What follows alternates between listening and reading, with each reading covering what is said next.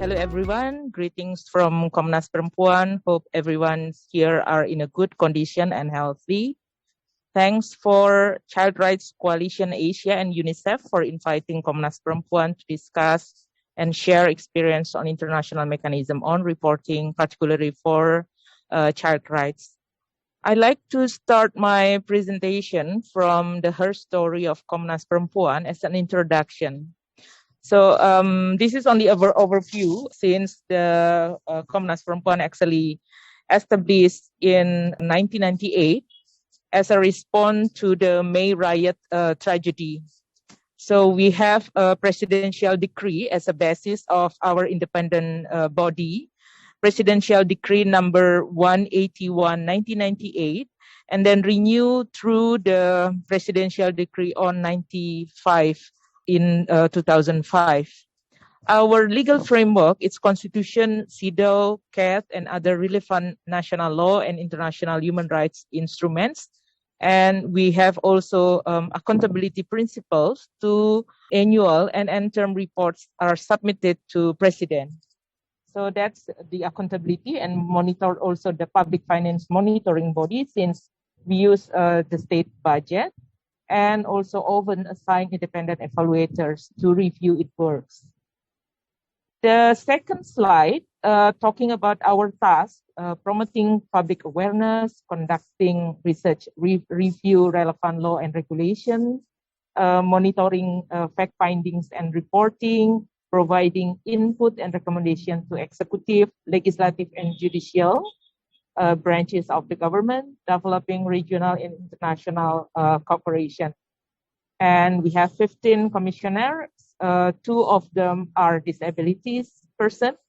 And we think that we already apply what we call inclusive commissioner structure.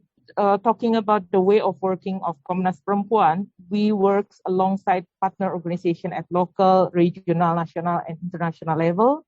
We also doesn't handle individual complaints and set up referrals units since 2005. Because Komnas Perempuan working for the entire of Indonesia, and it's a big country, then we have to strategizing using what we call referral system. So we receive complaints from victims or companions directly and indirectly, and then refer to some what we call providers organization like Women Crisis Center and also Legal Aid Foundation for women handling violence against women.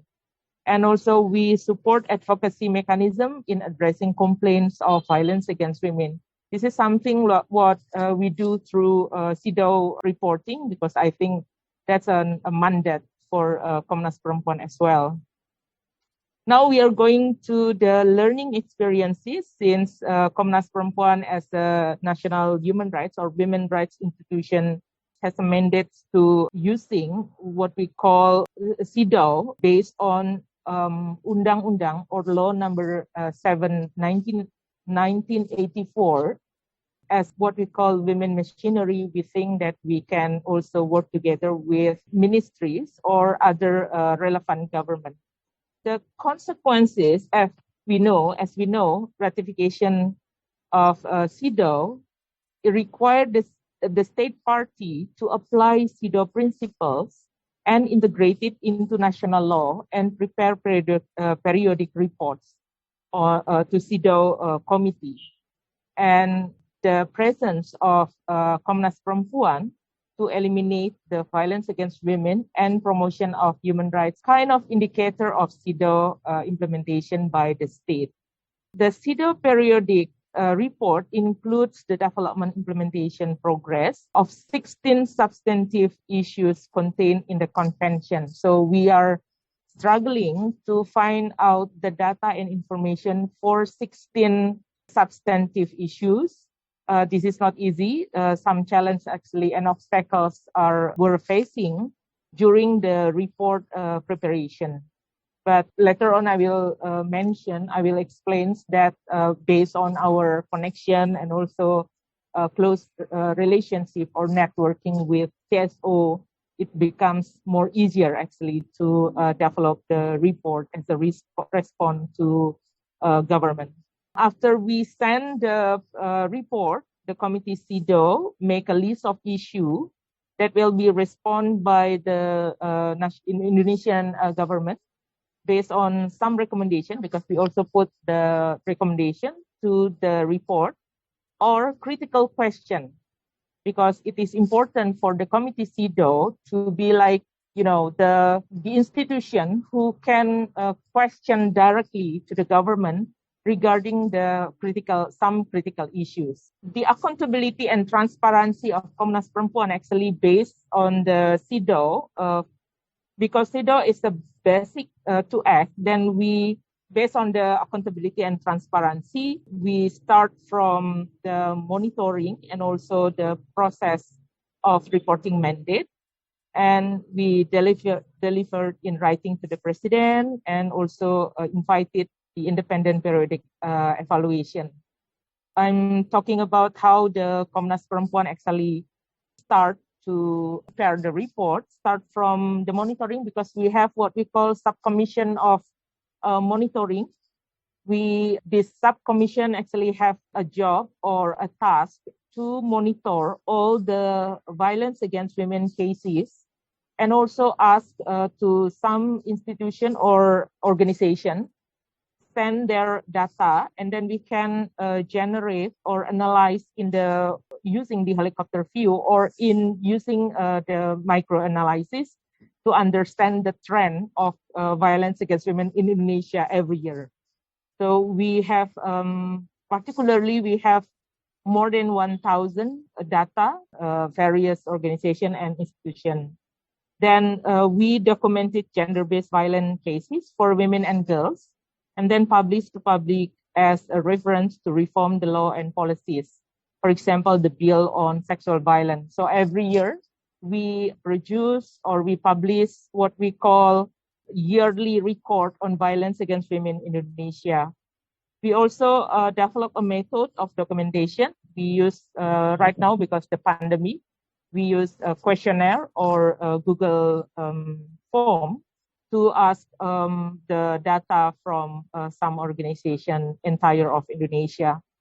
To some extent, sometimes we also work together with Komnas HAM as a national human rights institution with pro justisia mandate. Since Komnas Perempuan doesn't have pro justisia mandate, meaning that Komnas HAM can directly invite the certain institution or organization who has problem with the case.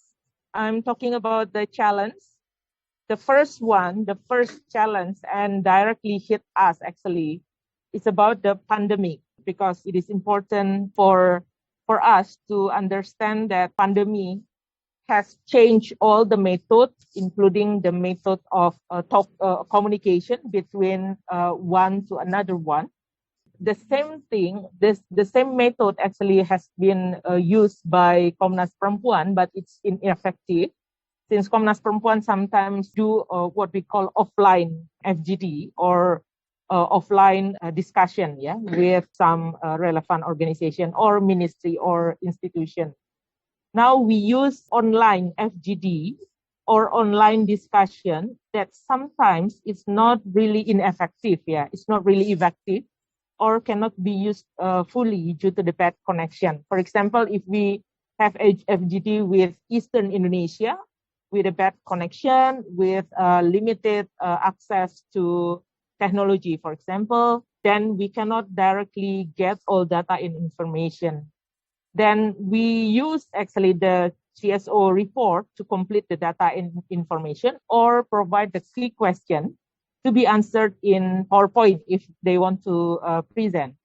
However, not many CSO actually provide the data, where then we need to find to another institution. For example, for the child marriage, we use the religious court institution data.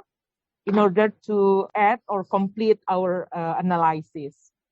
And another challenge that also actually raised by the commissioner of the Philippine Human Rights Commission, if I'm not mistaken, choosing what to include and exclude in the report, considering the limited words regulated by the committee. This is also raised by Rena recently.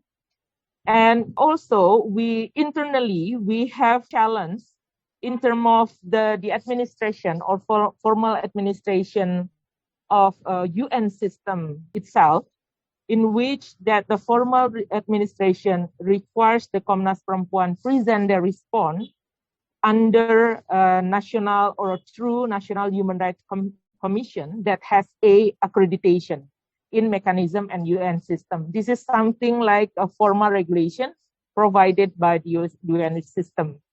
Our status, our Komnas Perempuan status still plays as other stakeholders. This is something that we already complained to the committee CEDAW, because according to ratification of CEDAW through the law number 78 1984, actually Komnas Perempuan also has contributed to ensure there is no discrimination against women during the implementation of the law or of the regulation.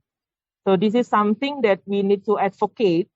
Although in 2019, Komnas Perempuan got a permission to speak more and less 3 minutes to respond.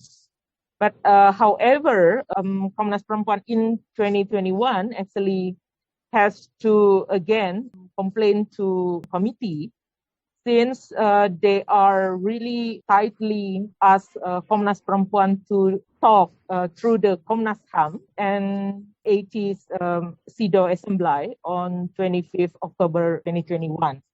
So that's why we already speak formally and also openly to Committee CEDAW to provide an affirmative to Komnas Perempuan to speak over the administrative issue.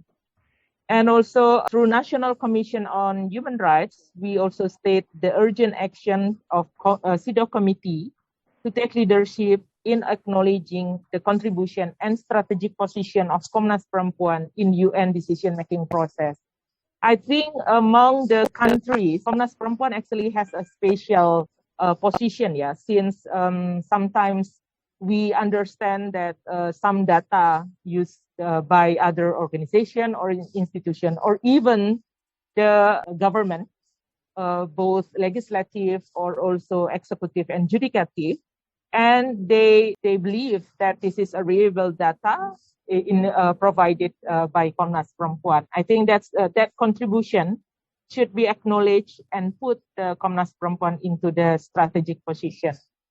From that experience, we also have lesson learned in the next. We need to have a close networking with CSOs, since some data and information can be gained by them.